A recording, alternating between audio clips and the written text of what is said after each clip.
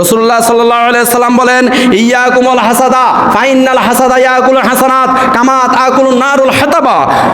আবু দাউদ শরীফের 4903 নম্বর হাদিস। রাসূলুল্লাহ সাল্লাল্লাহু আলাইহি সাল্লাম বলেন, ইয়াকুমুল হাসাদা, ও আমার উম্মতেরা, হে আমার উম্মতেরা, ইয়াকুমুল হাসাদা, তোমরা একে অপরের সাথে বিদ্বেষ হিংসা পোষণ করিও না। হিংসা করে একে অপরের সাথে তোমরা সম্পর্ক ছেদ করিও না। তোমরা সমাজের মধ্যে কলহ সৃষ্টি করিও না। ফাইনাল হাসাদা ইয়াকুলুল হাসানাত কামা তাকুলুন নারুল হাতাবা। আর তোমরা যদি একে অপরকে হিংসা করো, বিদ্বেষ করো, তোমরা যদি একে অপরের বিরুদ্ধে দুর্নাম ছড়াও, এটা কি হবে? তোমাদের আমল নামাগুলো এমন ভাবে নষ্ট হয়ে যাবে যেমন আগুন কাঠকে খাইয়ে ফেলে। আবু দাউদ শরীফের 4903 নম্বর হাদিস।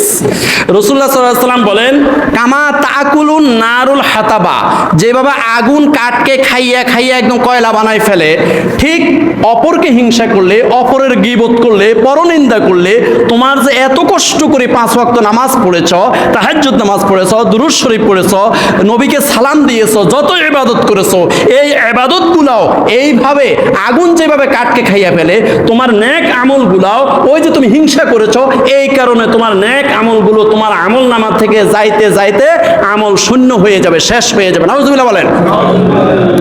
তো এই জন্য আমরা সমালোচনা না করে আমরা চুপ থাকবো।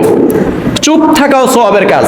একদম আপনি সুবহানাল্লাহ, আলহামদুলিল্লাহ, লা ইলাহা ইল্লাল্লাহ এগুলো পড়লেন না, দুরূদ শরীফ পড়লেন না, তারপর আপনি চুপ আসলেন, এটাও আপনার জন্য সওয়াব। রাসূলুল্লাহ সাল্লাল্লাহু আলাইহি সাল্লাম বলেন, মান সমাতা নাজা, মান সমাতা নাজা। তিরমিজি শরীফের 2501 নাম্বার হাদিস। রাসূলুল্লাহ সাল্লাল্লাহু আলাইহি সাল্লাম বলেন, মান সমাতা নাজা। একদম তুমি চুপ থাকো, একদম চুপ থাকো। যেখানে সমালোচনা হইতেছে, গীবত হইতেছে, পরনিন্দা হইতেছে, তুমি চুপ করে থাকো, একদম চুপ থাকো, এটাও তোমার নাজাতের উসিলা হবে। সুবহানাল্লাহ। মান সমাতা নাজা, যে চুপ থাকে সে নাজাত পায়। কে বলেছে? মুহাম্মদুর রাসূলুল্লাহ সাল্লাল্লাহু আলাইহি ওয়াসাল্লাম।